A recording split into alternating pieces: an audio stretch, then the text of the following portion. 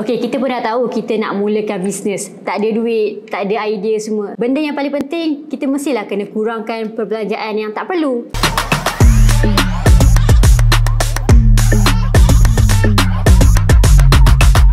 Hai, saya Suzy Dahlan daripada Huzaifah Studio. Hari ini kami nak berkongsi tentang macam mana nak mulakan bisnes kalau kita tak ada duit, kita jobless dan masih blur-blur. Suzy akan sharekan 4 poin yang menarik tentang macam mana korang nak mulakan dengan apa yang ada dulu. So tips yang pertama adalah kita boleh start dengan apa yang ada dalam tangan. Korang pun tahu kan, kita boleh start dengan skills yang ada dalam diri kita.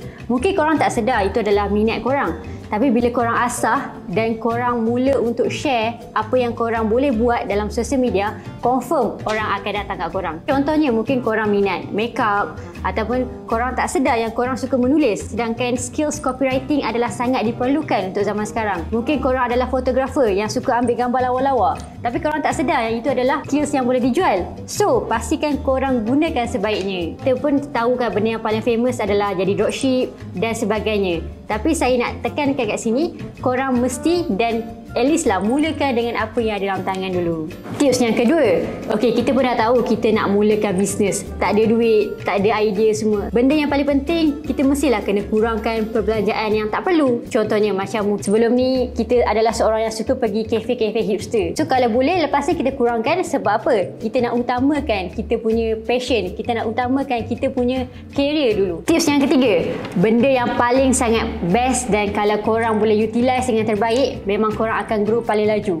iaitu korang wajib untuk gunakan sosial media. Korang janganlah anggap kita menggunakan sosial media ni untuk menunjuk. Cuba korang gunakan sosial media tu untuk korang share apa yang korang ada, skills yang korang ada, apa yang korang jual. Benda tu akan bina trust. Bila bina trust, orang akan datang kat korang.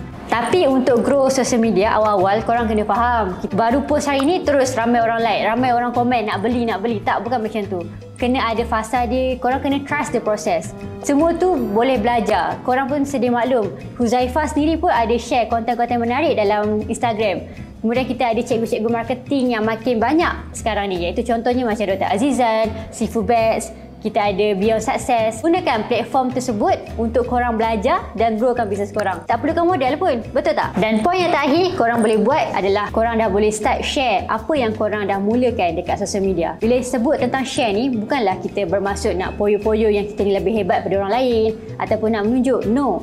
Korang masuk dalam platform sosial media sebuah bisnes ni kan, korang takkanlah nak tengok tentang produk je, tapi korang pilih untuk follow dia sebabkan dia ada share tentang lifestyle dia ada share tentang tips-tips positif dan benda-benda yang boleh korang buat juga dalam life korang. So pastikan bila nak menjual barang orang lain, korang kena ada strategi dan strategi tersebut mestilah digunakan dengan bijak. Selain tu, kalau korang start dengan menjual skills korang, pastikan korang share juga. Setiap kali korang pergi belajar ke, behind the scene ke, benda-benda tersebut sangat akan bantu untuk build trust. Bila orang tengok, orang akan macam, budak ni rajin lah. Aku suka tengok kesungguhan dia.